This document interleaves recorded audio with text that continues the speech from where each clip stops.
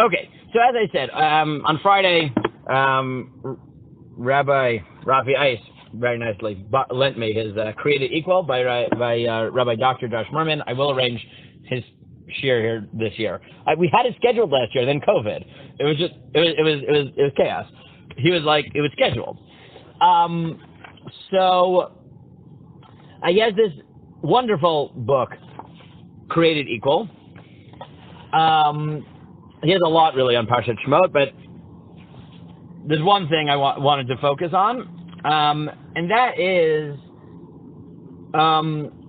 right, he makes basically argument throughout the book that the Torah in many ways is responding to the ancient Near East in terms of law, in terms of economics, in terms of politics, and even in terms of the way they tell stories, in terms of narrative, all aiming towards a more equal, egalitarian ethos. Right? That's basically the running theme of the book. But one of the fascinating things that he picks up is from the story of Moshe's birth, specifically the comparison of Moshe's birth to the birth story of Sargon. So, do you know Sargon? We've talked about it a little bit. There are multiple Sargons, right? But Sargon is there are multiple, right? There's Sargon the first, Sargon the second, but this is the great Sargon of Akkad, right? He was the ruler of Babylonia for over 50 years in the 24th century BCE, okay? And he has the following story in his narrative about himself. I'll read it to you. Tell me if it sounds familiar. I am Sargon, the great king of Akkad. My mother was a high priestess. I did not know my father. My father's brother dwells in the upland. My city is Zorpiranu. I don't know if I pronounced that right. Okay. Which lies on Euphrates' banks. My mother, the high priestess, conceived me. She bore me in secret. She placed me in a reed basket. She sealed my hatch with pitch. She left me to the river, where I could not come up. The river carried me off. It brought me to Aki, drawer of water. Aki, drawer of water, brought me up as he dipped his bucket. Aki, drawer of water, brought me up as his adopted son. Aki, drawer of water, set me to his orchard work. During my orchard work, Ishtar loved me, the goddess. 55 years I ruled as king. I became lord over and ruled the black-headed folk. I hard mountains with... I'm not even going to defend the political correctness of a text written 4,500 years ago, whatever it is, okay? It's not happening, okay? I hard mountains with peaks of copper. I was wont to ascend high mountains, the land and the sea I sieged 3 times. I conquered Dulmun. I went up the Great Dare. I destroyed Kazalu, etc., etc., etc. Okay? Now, this story should sound familiar to Moshe's birth story. Here's a few. 1, Sargon's mother is a priestess. Moshe's mother, maybe not a Kohen, but from the tribe of the priests, from Levi. Both the mothers have to give birth in secret. Both stories, the father is downplayed. They don't have names, and they're mentioned for about a second, right? But they're not important in this story. The child's mother places them in a basket lined with pitch, adopted by strangers, and come under female guardianship. Either Bat Paro or Ishtar, the goddess, and both are drawn from the water, and in the case of Moshe, that's literally what his name means. Min Hamayim Mishitihu, as opposed to here, where that's not his name, except 3 times, Aki, drawer of water, brought me up as he dipped his basket, Aki, drawer of water, etc., etc. So the stories are pretty similar in many ways. Now, some scholars have said, well, they're not identical, so let's just ignore the similarities. Like, Sargon's mother seems to have had some sort of illicit relationship. That's why she gave birth in secret, as opposed to a legitimate parent. There's no indication that Sargon is being hunted, as opposed to Moshe who's being hunted. But he says, as Dr. Berman says, the similarities seem too great to write off as mere coincidences. Now he notes that this is not exactly the only stories in all of history that have this adopted hero motif, right? To give other examples, he says there's Oedipus in Greek mythology, Romulus, King Arthur, Snow White, Tarzan, Superman, Harry Potter, right? It's not like this is a motif that doesn't repeat itself, right? Right, so this is right, and they all have pretty similar elements. The infant was of noble birth. There's an explanation for abandonment, preparations for the infant's exposure, the active exposure, protection or salvation in an unusual manner, discovery and adoption, and the listing of the accomplishments of the heroes, right? So you get that for Sargon, you get that for Moshe, you get that, right?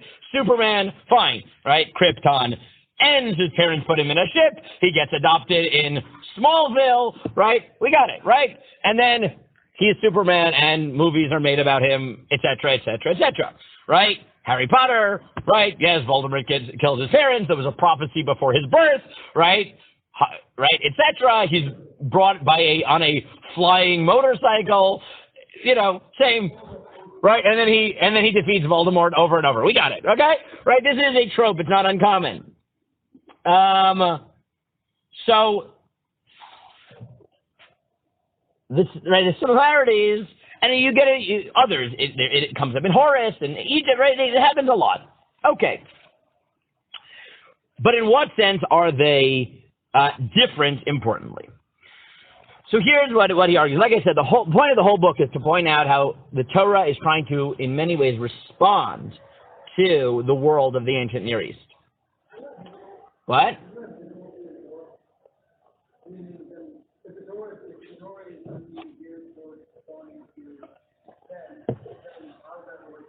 What do you mean? The Rambam thinks that?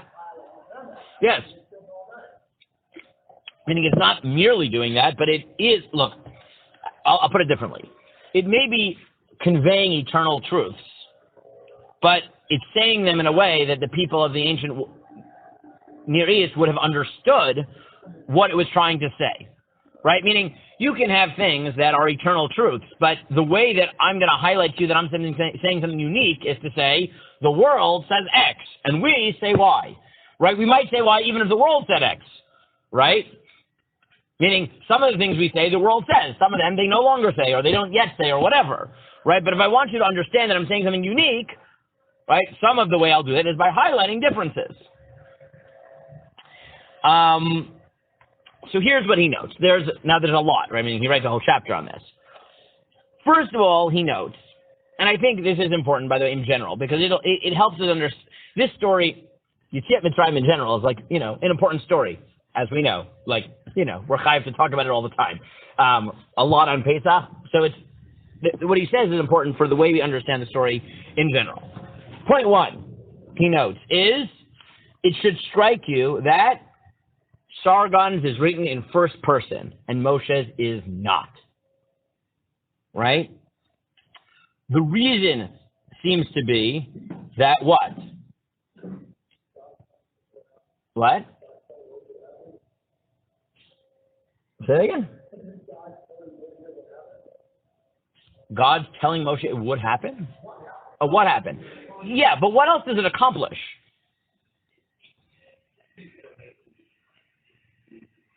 Yeah, exactly, right? Meaning Sargon is basically saying this to explain why he's divinely elected to rule, right? My mother put me in a river and I was adopted by Ishtar, right? Like I was taken in by Ishtar, the goddess Ishtar, right? So he tells the story from himself. But that's not what's going on in the Torah, right? The Torah tells it, right? Moshe is not an active player in this story. Instead, they're saying this is what happened, right? But it neutralizes it being it's obviously about Moshe, but Moshe isn't the hero of the story. He's the object of the story.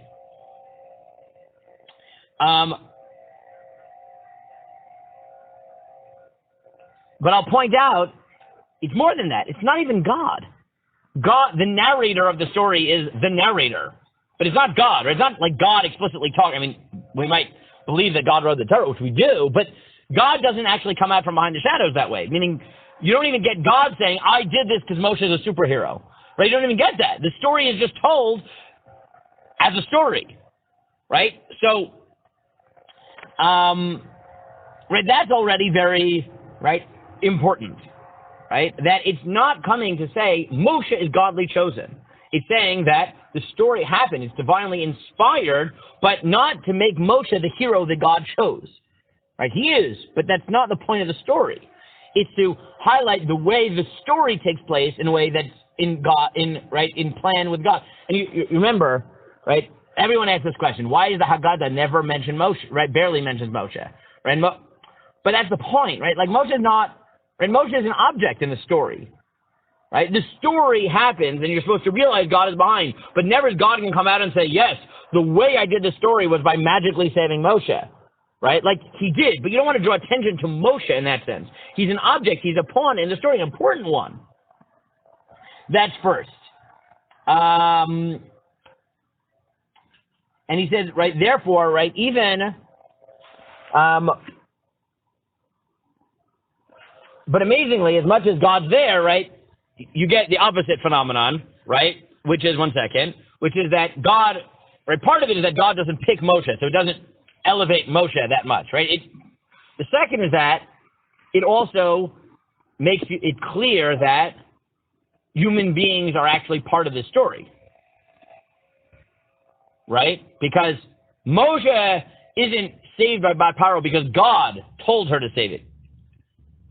He's saved by Bat Paro because Bat Paro did a good thing, right? So God is conspicuously in the background, but also conspicuously not overt. So it doesn't make it that Moshe is chosen by the gods, but it also, right, because he can't elevate himself, the gods, right? But it also makes it clear that human beings are, right, and their free will is important. So it's not important that Moshe, when he has no free will, be elevated by the gods. That would downplay free will and just make Moshe into a demigod. Instead, the other human players who are actually active and make moral choices, they're elevated. Right? And God's influence is clear, but it's in the background. It doesn't take away free will. Right? So, right, it's this complicated balance where human beings are respected for their free will, and God is part of the story, but he's not making people special. Yes, Gabi? But almost ignorant is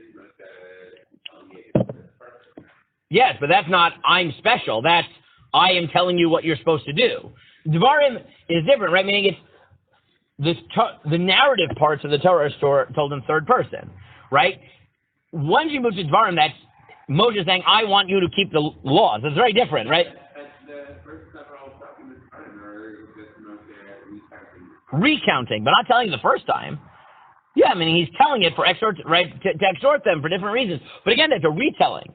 Right? He retells the story from his perspective because he's giving them Musar. That's a very different thing than saying, I am Moshe the Great, right? No story about Moshe in that sense, right? Definitely not his greatness. His experience with them, that's different, right? Meaning if we talk about our experiences together, it's not me telling you, oh, I'm such an interesting person. It's remember when we, right? That's essentially what Moshe is doing in Dvarim. It's a very different phenomenon. But there's a lot, right? There's a lot of others. He notes that it really highlights moral choices because the 9 months of Yocheved being pregnant, right, are passed over in a few words, right? Yocheved was pregnant and she gave birth to a son, right? One expression. On the other hand, when it comes to Bat Paro's moral action, in one pasuk it's described at 5 stages. Right? She opened the basket. She saw the boy, and behold, it was a baby, and she spared his life, and she said, from the children of the Hebrews. Right? Meaning it zeroes in on people's moral choices. Right? Really zeroes in on people's moral choices. As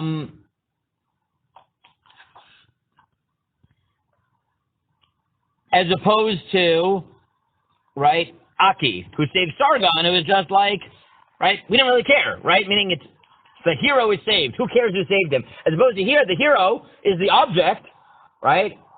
And the person we focus on is the daughter of the enemy right, who's making a moral choice, and we focus on every stage.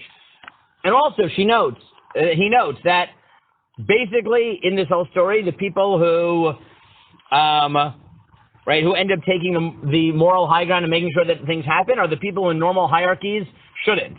Right? Normally, the father is in charge, would save the baby. He doesn't. The mother is active. But very quickly, who is the mother replaced with? Yocheved? Miriam. Right? Meaning, by the end of the day, Yocheved puts it, but then she turns away. She can't watch what's going to happen. Miriam is the one who actually saves. Right? So this story, right, first of all, it doesn't make Moshe into a superhero yet. Right? Second of all, it highlights, right, it doesn't make it that God, it was preordained by God. It was, but in the background, but it highlights that people have moral worth and make moral decisions. It upends hierarchies because it's not the father, it's not the male who you would think would be the hero in the ancient world, right? And it starts with the mother, but even then it's not the mother, it's the daughter, right? The mother saves it, but then Miriam is the one who watches him and makes sure that, and even there, right, she manipulates Bat Paro, right? Bat Paro is a heroine, but Miriam manipulates her into getting Yocheved to be the wet nurse, right? Meaning it is upending hierarchies. Right? I mean, he has a whole chapter on this. He also notes that it's not clear how much the amot are involved, right? The shvachot are there. So I'll just take with his summary because we're already going long. But he says, right, again, you want the full thing, you can read the chapter. But he says the account of the rescue of Moses, in contrast to the Sargon legend, demonstrates that the narrative portion of the Pentateuch may be construed as a polemic against the hagiography of royal inscriptions and royal theology. Earthly kings, the central figures in ancient Near East hierarchies, are a focus of the narratives of the Pentateuch too. However, the narratives that portray kings in the Pentateuch universally do so in such a way as to humble the king, bringing down from his pedestal. Kings can be defeated militarily either by God or God's servants. Kings could be made to sue for peace with the faithful. Kings could be converted, made to recognize God's dominion, right? Pharaoh. Kings could be humiliated before God or before his servants. The actions of Pharaoh's daughters represent an act of disobedience against monarchic rule, such as the midwives of Exodus 1 also performed. These stories are harbingers of a tradition in which prophets challenge royal authority, as in Moses' stand before Paro, Nathan's castigation of David, Elijah's censure of Achav, and Yirmiyahu's call to disobey the order of King Tzidkiyahu. The account produces the most dominant figure of the entire Pentateuch, the man who will lead the children of Israel. He's a man whose own lineage and upbringing are beyond hierarchy. He comes from no one class. As much a royal as he is a slave, Moses leaves the palace to cast his lot with his slave kin and to found for them an order where all are equal citizens under the sovereignty of the King of Kings. Right now, he has a lot more here. But his point that, right, Moshe isn't chosen by God in that active way that would give him hubris, right? That the whole story upends hierarchies, that